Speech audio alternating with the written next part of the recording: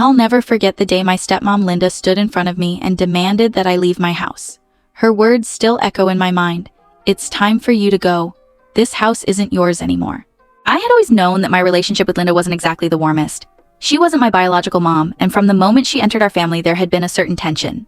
But I never thought she'd go this far. It wasn't just about her telling me to leave. It was the way she said it, like she had all the control in the world. And that's when something inside me snapped. Let me backtrack a bit. I had been living in this house for as long as I could remember. It wasn't just a home, it was my haven, my sanctuary. My dad had bought it years ago before he met Linda. It had always been our house. Mine, my dad's, and my siblings. We had built memories in every corner of that place. But when my dad passed away a few months ago, everything changed. Linda, who had always been somewhat of a stranger to me, suddenly took control of everything. And it didn't stop at my dad's belongings. I was grieving. I didn't know what to do with myself after losing my dad. It was like a part of me was missing, and all I could do was try to hold on to the things that reminded me of him. But Linda saw my grief as an opportunity. She started making changes around the house, claiming that she needed to take charge. She rearranged furniture, threw out things that had sentimental value, and even started pushing my siblings and me out of the picture. Slowly but surely, she was making this house her own. It wasn't about the things. She didn't care about the physical objects. It was about power. It was about claiming what she thought was rightfully hers. Then, the day came when she told me to leave.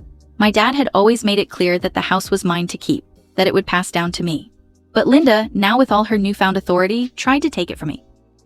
I felt a rush of anger. I couldn't let her do this, not after everything I'd been through, not after everything my dad had promised. The way she looked at me that day, so sure of herself, made me realize that she thought she had won. She thought she could take everything from me, just like she had taken so many other things. But that wasn't going to happen. Not this time. I knew that if I didn't act, I would lose everything. I wasn't going to let her walk all over me anymore. It was time to take control, but I wasn't going to make it obvious. I was going to get back at her in the best way possible, without her even knowing what hit her. Growing up, my dad was my rock. He was the one who always had my back, the one who understood me. We didn't have the perfect family, but our little home was filled with love, laughter, and memories that I cherish deeply. But everything changed when Linda came into our lives. Linda wasn't a bad person, at least not in the beginning. She was kind, charming, and sweet to everyone, especially to my dad. He had met her shortly after my mom left, and I remember being happy for him at first. He deserved someone who cared about him. But I didn't want to share him. I was just a kid back then, and I didn't know how to handle it. Slowly, Linda became a permanent fixture in our family, and over time, I began to feel like an outsider in my own home. At first, it was the small things. She moved my stuff around, changed the way things were organized in the house. But it wasn't just about the house, it was about control. Linda started asserting herself more, and the more she did, the more I pulled away. I kept my distance, kept my head down, and tried to avoid confrontation. It was easier that way. My dad always tried to play the peacekeeper, but his idea of peace was ignoring the issues that were building up in front of us. The biggest shift came when my dad got sick. He was diagnosed with cancer a few years ago, and everything seemed to spiral out of control. The strong, energetic man I had always known became frail and weak. Linda took over during his illness, making decisions without consulting anyone. She started taking control of the finances, the medical decisions, and even the smallest details of our day-to-day life. I felt powerless, like I was no longer part of the family. But I didn't complain. I respected my dad's wishes, and if he was okay with Linda making those decisions, I had to let it be. After all, she was his wife. But deep down, I couldn't shake the feeling that she was taking advantage of the situation. Slowly pushing me aside, claiming everything that was rightfully ours. When my dad passed away, the final blow came. I thought I would be left with something. Anything to remember him by, something to hold on to. But Linda didn't see it that way. She immediately started talking about selling the house. "It's too big for just me," she said, as if I wasn't even there. "I'll sell it and move to a smaller place. It's time to start over." I was devastated. That house wasn't just a building to me. It was a symbol of everything my dad and I had shared. It was where I had grown up, where I had spent the happiest moments of my life. And yet, Linda was ready to discard it without a second thought. When I protested, when I told her I wanted to stay, that I had every right to keep the house, she brushed me off. "You're too young to manage all this," she said. "You don't know what's best for you. You can't stay here forever." Her words stung. But it wasn't just about the house, it was about the underlying message. I wasn't important. What mattered was her wants, her needs. She had already assumed control of everything else, and now she wanted to take my home from me, too. The house was my inheritance, my connection to my dad. But Linda had her own plans. I had tried to stay out of the way, tried to keep the peace for so long, but now I realized that I couldn't just let her walk all over me anymore. I had to fight back. I had to prove that I could stand on my own, that I was capable of taking care of what was mine. It wasn't just about the house, it was about my dignity, my sense of self-worth. But how could I take control of a situation that was so far out of my reach? How could I fight back against someone who had already taken so much from me? I started to think of ways to get back at Linda, ways that would hurt her without her even knowing it. I knew she was smart, too smart, but she also had her blind spots. I just had to find them. And that's when I decided to start gathering information. I began looking into the legal aspects of the house. I consulted with a lawyer, trying to figure out what my rights were. I knew Linda was trying to get everything she could, but I wasn't going to let her do it without a fight. I started to get familiar with my dad's will, with the financial records, with everything that could give me leverage. And then I found it. A detail in my dad's will that Linda had overlooked. The house wasn't just something that would go to her. She was only entitled to it if she stayed married to my dad for a certain period of time. Since he had passed, that clause had lapsed, and legally, the house was mine. I couldn't believe it. It was right there, in black and white. That's when I knew I had the power to take control of the situation, but I couldn't let Linda know that just yet. I had to play my cards carefully. I started making small moves, planting the seeds of doubt in her mind without revealing my hand. She was too confident in her position, thinking she had all the power, but I had the upper hand now, and I wasn't going to let her take my home from me. The more I dug into the details of my dad's will, the clearer it became. This was my chance. I had to make sure Linda would never see it coming. For so long, I had been on the defensive, trying to avoid her wrath, trying to keep the peace in a family that never really felt like mine. But now, it was time to take control. I knew Linda. I knew how she thought. She was calculating, meticulous, and always a few steps ahead of everyone else. If I were going to get the house back, I couldn't rush in blindly. It had to be a slow, deliberate game. So I kept a low profile, pretending to be just as defeated and submissive as I had always been. But underneath the surface, I was preparing myself for what was to come. I had learned to keep a close eye on Linda over the past few months. Her behavior had become predictable, and that's exactly what I needed. I knew her habits, her routine, and her weaknesses. She loved control, and the more she thought she had it, the more comfortable she became. And that was my opening. I made sure to play the part of the compliant daughter. I kept nodding when she made decisions, when she told me what to do, and when she made plans to sell the house. I kept my distance, pretending to be the quiet, obedient child she expected me to be. The entire time I was gathering ammunition, I started paying attention to her finances. Linda had been talking about selling the house for months, but I knew she wasn't going to just walk away from all the money. She had always been about appearances, keeping up the facade of success and wealth. So, I looked into the house's value and how much she would profit from it. I even checked to see if she had started any legal steps to take control of it. Nothing was in her name yet. Nothing that could secure her claim. But it wasn't just about the house. Linda was getting too comfortable with how things were going, and I had started noticing small slip-ups. She had become too confident, believing that I would never fight her on any of this. She assumed that I would eventually just leave, give up on my father's legacy, and let her take over, but that wasn't going to happen. I knew what I had to do. I decided that if I wanted to get the house back, I needed to take everything away from her, slowly, strategically. But I wasn't going to do it alone. I enlisted the help of a few trusted friends.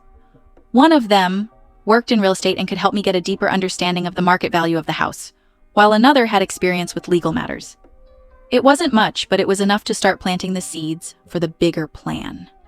I started playing Linda's game. I pretended to get frustrated when she continued to push me out of the house, making it clear that I had no intentions of leaving.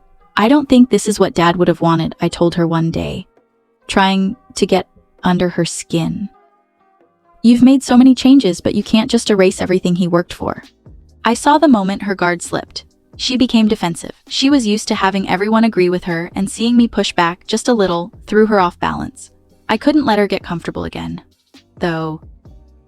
I kept the pressure on, subtly feeding the idea that I wasn't just going to walk away from my inheritance without a fight. But as the weeks went on, Linda's confidence only grew. She began making plans to sell the house, lining up potential buyers. I could see the wheels turning in her mind, and I knew it was only a matter of time before she made her move to lock everything down. She had no idea that I was one step ahead of her.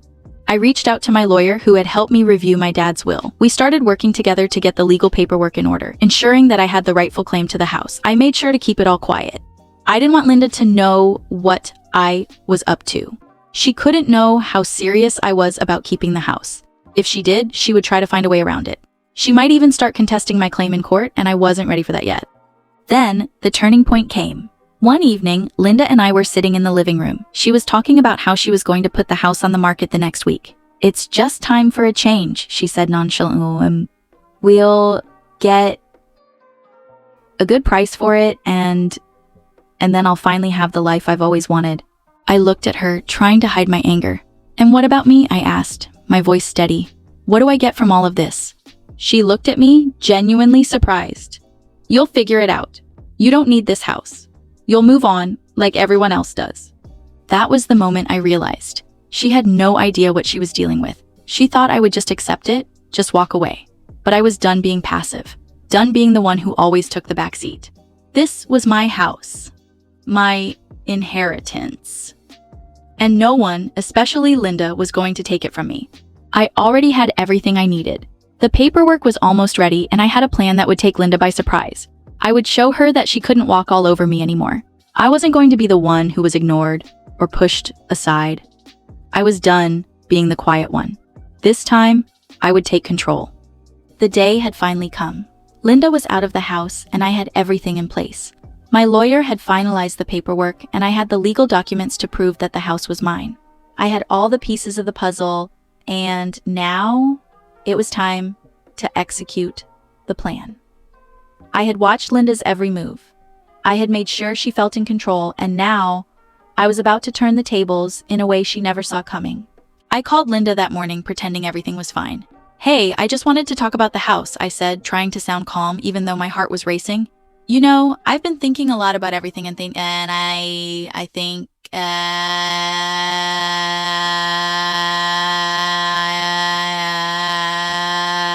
for me to take over the house. I've spoken to a lawyer, and it turns out that it's legally mine. I'm not leaving." There was a long pause on the other end of the line. I could almost hear her disbelief the moment when the weight of what I was saying sank in. Finally, her voice cracked with anger. "What are you talking about? This is my house now. You can't just decide you're staying. You have no claim to it." I leaned back in my chair, smirking to myself as I heard her desperation creeping into her voice. It felt so good to hear her like this, caught off guard, unable to control the situation. "Actually, I do have a claim," I said, my voice calm, almost amused. "I have the documents right here. The house is mine now, Linda. My dad's will made sure of that. It's not yours to sell or take from me." Her anger was palpable now. "You don't know what you're talking about. I've been taking care of everything since your dad passed. I'm the one who's been dealing with all the responsibilities. You have no right to interfere now." I let her rant for a few more moments, but I could tell she was starting to lose her composure. This was exactly what I wanted. For so long, she had been in control, making all the decisions, acting like she had the power to do whatever she wanted.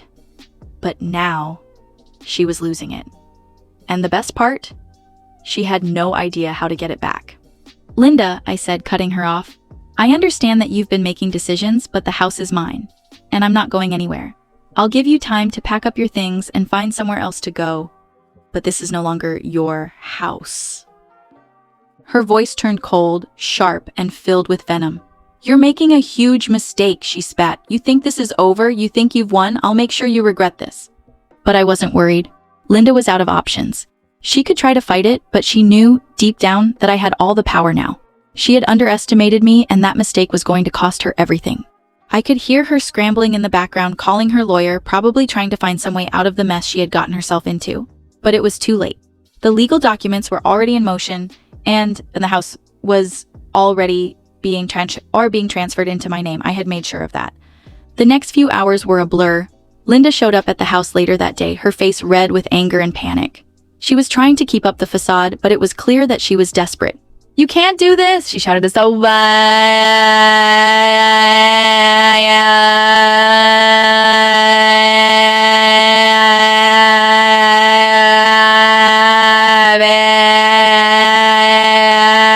I've lived here for years and you're just going to throw me out? I'm not throwing you out, Linda, I said, keeping my tone steady and calm. I'm just taking what's rightfully mine. This house has been in my family for years and it's not yours to claim. You didn't have the right to take control of it in the first place. She stood there seething, her eyes darting around the house like she was trying to figure out what to do next. But there was nothing she could do. The legal battle was over before it even started. The house was mine, and there was no way she could take it back. I don't care what you think, Linda finally snapped, trying to hold on to whatever shred of dignity she had left. I've made up my mind, I'm not leaving, and I'll make sure you regret this. I didn't respond. I didn't have to. Linda was too caught up in her anger and pride to see that she had already lost. I could tell she was starting to realize that there was nothing she could do to change the outcome. The power had shifted, and now I was the one in control. With one final look, she stormed out of the house, slamming the door behind her. I watched her leave, feeling a mix of relief and satisfaction. The tables had been turned, and for the first time, I had the upper hand. Linda had tried to push me around, to take everything from me, but she had underestimated how far I was willing to go. As I stood there, alone in the house that now belonged to me, I couldn't help but feel a sense of victory. This was my home, my legacy, and no one was going to take it from me. Not Linda, not anyone. In the days following Linda's outburst, things started to settle. The house was officially mine, and Linda, no matter how hard she tried, couldn't change that fact. She spent the next week trying to gather allies, attempting to find a way to contest the transfer. But deep down, she knew it was a lost cause. I had done my homework, and I had everything in place. The house was legally in my name, and nothing she did would change that. But Linda didn't just give up easily. She continued to try and manipulate the situation. She called me every day, her tone varying between pleading, angry, and even threatening. She tried to guilt me into letting her stay, saying that it was unfair for me to take everything from her, that I didn't deserve the house because I hadn't earned it. I listened to her for a while, but each time she called, I felt less and less inclined to care. She had crossed a line, and now she was paying the price. It was painful, of course, watching someone I had grown up with, someone who was married to my dad, slowly realize that she had no more control over the situation. But that was the price she paid for trying to take what wasn't hers. I continued living in the house, making small changes here and there, gradually turning it back into what it had been when my dad was alive. It wasn't about revenge anymore. It was about reclaiming my space, my memories. For the first time, the house felt like it was truly mine again. It was comforting to feel that sense of ownership, not just of the house, but of my own life. As for Linda, her world was falling apart. I wasn't privy to everything that happened after our last confrontation, but I heard through the family grapevine that she had moved out. She had nowhere else to go, no other options. After years of controlling my father's life and my life, Linda found herself with nothing. She had burned bridges, alienated herself from family members, and now she had lost everything she had worked so hard to take. I couldn't help but feel a small sense of justice. Linda had tried to make me feel small, tried to take away everything that mattered to me, but in the end, she had overplayed her hand. She had underestimated me, and that was her downfall. The house was mine, and she had no claim over it. She couldn't steal my memories, my father's legacy, or my sense of security. She had lost everything, and it was all because she tried to take what was rightfully mine. Months passed, and life began to return to normal. I spent time with my family, my friends, and started focusing on my future. The pressure of constantly being under Linda's thumb had been lifted, and I was free. It felt good to finally stand on my own 2 feet, to be in control of my own life and my own decisions. As for Linda, I never heard from her again. I imagine she eventually found another place to live, though I'm sure it wasn't the easy transition she had hoped for. The family members who had once been so eager to support her quickly saw through her facade. She had manipulated everyone for years, and now her true colors were clear. People didn't want to get involved with someone who had so little regard for others. Linda's once high status had crumbled, and she was left to pick up the pieces of a life she had destroyed. I never regretted my decision. In fact, I felt a sense of empowerment every time I walked through the door of the house that was once my father's. It wasn't just about the house anymore. It was about me finally standing up for myself. It was about realizing that I didn't need to live in anyone's shadow, that I didn't need to be constantly overlooked and taken advantage of. I had fought for what was mine, and I had won. Now, the house was a place of peace, of closure. Every time I looked around, I saw the memories that mattered most, the ones that had been built with love, respect, and years of hard work. My dad's legacy wasn't just about the house. It was about everything he had taught me: how to fight for what's rightfully yours, how to stand up for yourself, and how to never let anyone take away your dignity. Linda, on the other hand, would never understand what it meant to truly have something worth fighting for. Her need for control had ultimately led her to lose everything, while I had gained so much more than just a house. I had gained the confidence to take control of my own life. And that was the most valuable lesson I could have learned. And so, life went on. I moved forward, thriving, and never looking back. The tables had been turned, and I had proven to myself and to everyone else that I would no longer be the one who was pushed aside. Linda, however, would have to live with the consequences of her actions. The house was mine, and there was no taking that away.